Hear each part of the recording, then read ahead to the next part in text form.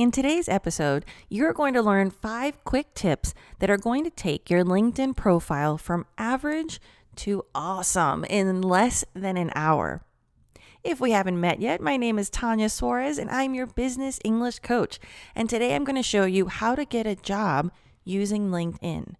Now, having a good LinkedIn profile is essential in today's business world, especially if you're looking for a new job now or in the near future. In fact, I'm going to go ahead and start on a tangent. If you're happy at your current job, now is the best time to optimize your LinkedIn. This is when you don't have pressure. You don't have to think about what you need. You get to think about what you want. And if you are looking for a job, this is going to get your profile in front of the right recruiters and get you better opportunities. Now, another reason is if you're working in an international field and you want to increase your network by establishing yourself as an expert in your field. Now, when I say expert, some of you might think, of course, obviously I'm an expert. Others might think, I don't know if I'm good enough, like I'm good, but I don't think I'm an expert. It doesn't matter. Basically, you want to be the person who is always talking about one thing.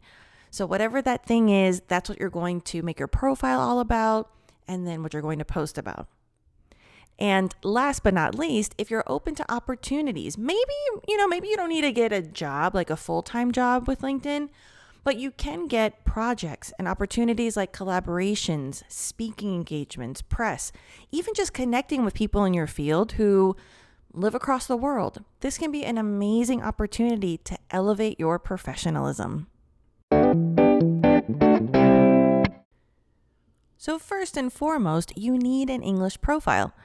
So if you haven't done this already, do it now, and then you can check number 1 off the list. Number 2 is you're going to reverse engineer your job search. So what I mean by this is instead of making a profile and then searching for a job, you're actually going to start with your dream job and work your way backwards to your profile. So step 2 is you're going to find a few job posts for your desired position. Even if it's not the ideal company or location, like branch out anywhere, because we're actually using this for the words, the descriptions in the listing. So you're going to use this listing to help you make your current profile more compatible with your future goals. From a language perspective, this is great. Like, we're not going to reinvent the wheel. We're going to look at exactly how they describe the responsibilities and the knowledge and the skills that you need, and we're going to use that in your profile.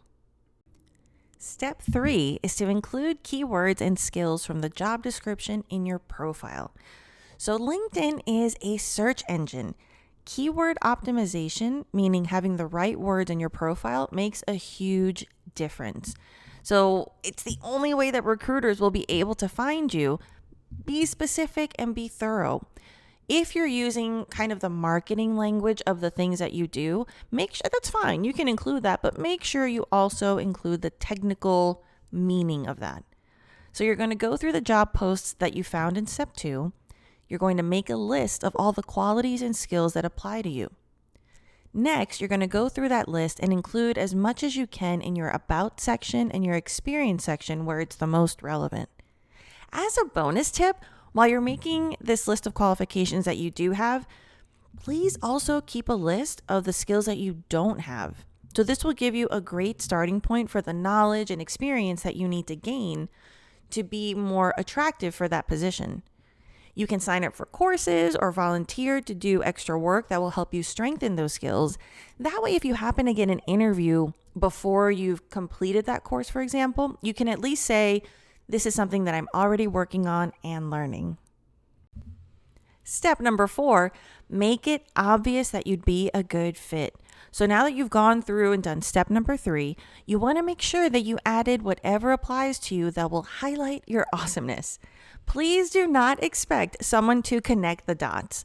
Don't expect someone to read through your profile carefully and think, oh, if they can do this, they can probably do this other thing that I need. Not going to happen. On average, recruiters and companies don't even scan your resume for more than 7 seconds. They're not going to do that with your profile. More than likely, they're just going to scan it for the keywords.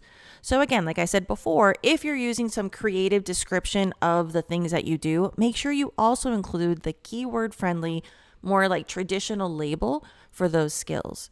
You really need to make sure that you make it as obvious as possible that you'd be a good fit for the position that you want. So if someone were to scan your profile for a few seconds, is it clear that you would be a good candidate? And tip number 5, brace yourself, post every Tuesday morning. Okay, so take a deep breath. Please don't leave. I know, look, this is probably the advice that I get the most hesitation from my clients, and I get it. I know it can feel awkward or make you feel vulnerable, but I promise you can find ways to post that are authentic to your personality and actually make you feel confident and proud in what you're sharing. I know sometimes the feedback that I get is people see others posting kind of in a way of bragging about themselves. And look, that's their comfort zone. It doesn't mean it's yours. So we can find a way that is right for you. Now, the reason I said every Tuesday morning is because Tuesday morning, specifically Eastern time, like New York time, that's when LinkedIn has the highest traffic and the highest visibility. So you're actually going to get more return on your investment by posting Tuesday morning than you would if you posted every Thursday, Friday, Saturday, Sunday, for example. Now, about what to post, because you might think, all right, I'll try what you say, Tanya, but I have no idea what to do. So if you haven't gotten used to posting on LinkedIn, these are 3 things I'm going to share with you that you can share that are, I would say, easy and the most pain-free way to start. So the first one is sharing quotes. This one's great because quotes, they're very easy for other people to like. They're usually short. They're interesting, and it also shows the kind of people that you admire. It shows the kind of mindset that you have. Number 2 would be sharing links to articles that you find interesting. And this is really cool. Again, for non-native speakers, I get it. A big concern that I hear my clients tell me is that they don't want to write something incorrectly with incorrect grammar or the wrong phrasal verb or whatnot. And as much as I want to say, like, people don't care that much about that, it doesn't matter. If it matters to you, then that's the bottom line. So by posting links to articles, you're kind of outsourcing the writing. You can just post the link because when you post it, the title pops up. So again, you're associating your name with whatever the title of the article is. Another way to optimize that is you can pull a quote. So copy and paste 1 or 2 sentences from the article that you think are the most interesting. Make sure you put quotation marks. And that's a way that you can do the quote, which shows that you read it, and the link. Another way could be, if you're feeling brave, share your opinion. Maybe share that you really like the way this author explains XYZ comment, or that you really appreciated tip number 4 and that helps you. Now, the third thing you can do is you can share things that other people post. And again, this is kind of outsourcing the work, right? They do the writing, you do the posting. What this does is not only does it show the content that they made or that they shared, but it also puts your name with that person. So if there are leaders that you like, people in your industry, maybe just people in your company, this is a great way to strengthen your network and kind of show where your mindset, your professional mindset is by who you share and what you share. Now, the key is to make sure that it's relevant to your work. As tempting as it might be, remember that LinkedIn is not Facebook, it's not Instagram. I would not recommend at this point, for the purposes of why you're here, which is of getting a better job, don't put personal things or cute videos of kittens or whatever unless you happen to be a veterinarian. For now, make sure that everything is as professional as possible. Again, we want to establish you as an expert in your field and really the go-to person for a very specific professional topic. Later on, if that's part of your branding, then, go for it, do whatever you want.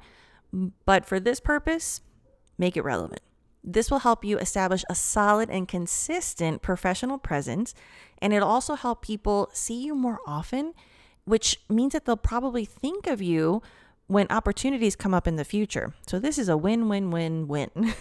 For the notes from today's episode and more business English tips, head over to my website at tanyasuarez.com. See you next episode, and remember that your English is good enough. You got this.